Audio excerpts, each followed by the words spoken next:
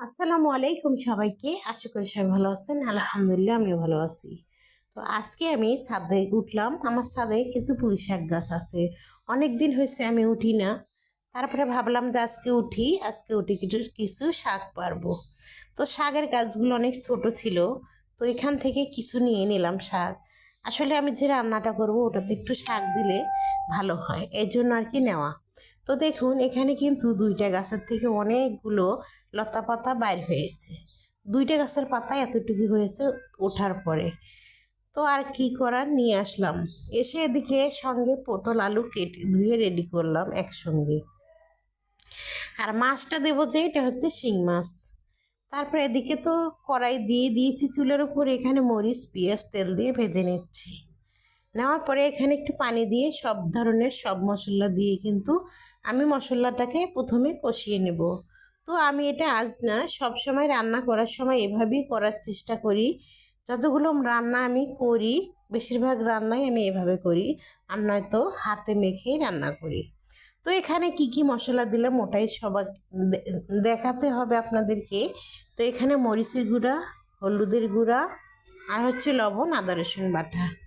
মরিচ পেঁয়াজ তো আগেই দিয়েছি, একটু শুকনো মরিচের গুঁড়িও দিলাম। দেওয়ার পরে তো মশলা কষানো হয়ে গেছে। এখানে কিন্তু আমি দিয়ে দেবো সেই মাছগুলো। তো এই যে মাছগুলো দিয়ে দিচ্ছি, দেওয়ার পরে সুন্দর করে এখন কষিয়ে নেব। তো কষানোর জন্য তো এই তো এখন কষানো হবে, তো একটু পানি দিয়ে দেব কষার জন্য।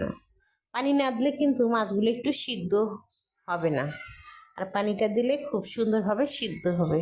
আর এই মাছগুলো কিন্তু খুব সহজে ভাঙে না। যতই আপনারা নাড়াচাড়া করেন কোনো লাভ নেই, ভাঙবে না, কারণ এটা একটা শক্ত মাছ। চুলায় দেওয়ার সঙ্গে সঙ্গে মনে হয় কি কারেন্টের তারের মতো শক্ত হয়ে যাচ্ছে। তো এই অবস্থায় তো হয়ে গেল আমার মাছ কষানো।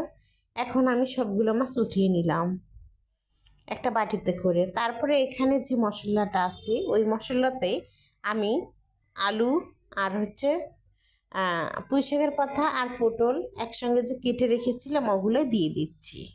দেওয়ার পরে এখন একটু উল্টায় দেব সুন্দর করে। যখন মশলাটা মিক্স হয়ে যাবে তখন দেখবেন অল্প একটু হয়ে গেছে। তো এই তো একটা উল্টান দিয়েই ঢাকা দিয়ে আমি কিছুক্ষণ রেখে দেব। তারপরে আপনাদেরকে আবারও দেখাবো কতটুক হয়ে গেল। আসলে লতা পাতা শাক সবজি রান্না করতে হলে কিন্তু এরকমই, যে প্রথমে অনেকগুলো দেখায়, তারপরে রান্না করার পর একটুখানি হয়ে যায়। কেন জানেন? এই যে শাক পাতাগুলো একদম মনে করেন মরে গেছে, এগুলোর আর কোনো জীবন নাই, এজন্য ওরা ছোট হয়ে গেছে। তো এটা আমার কথা আমি বললাম, জানি না আপনারা কিভাবে আমার কথাটাকে নেবেন। তারপরে এখন সুন্দর করে করে এটাকে আমি কষিয়ে নেব কিছুক্ষণ। তো এভাবে কিন্তু কষা কষা রান্না করলে দেখবেন সব ধরনের তরকারি মজা লাগে খেতে। একটু পরিশ্রম ছাড়া কিন্তু কোনো কিছুই ভালো লাগে না খেতে। আর আমি সবসময় বলি, কষ্টই কষ্ট করলে কিষ্ট মেলে। হ্যাঁ, এটাই সত্যি যে একটু পরিশ্রম করলে ভালো ভালো খাবার খাওয়া যায়। বিশেষ করে আমরা যারা মহিলারা তাদের একটু কষ্ট বেশিই হয়, কারণ গরমের সময় রান্না করা এটা আমাদের পক্ষে খুবই কষ্টকর একটা ব্যাপার। তবুও কষ্ট করে আমাদের করতে হয়, কারণ স্বামী সন্তান থাকে, অনেকজনে অনেক ঘর ভরা লোক থাকে, তাদের জন্য রান্না করতে হয়। তো কথা বলতে বলতে কিন্তু রান্নাটা আমার কমপ্লিট হয়ে গেল।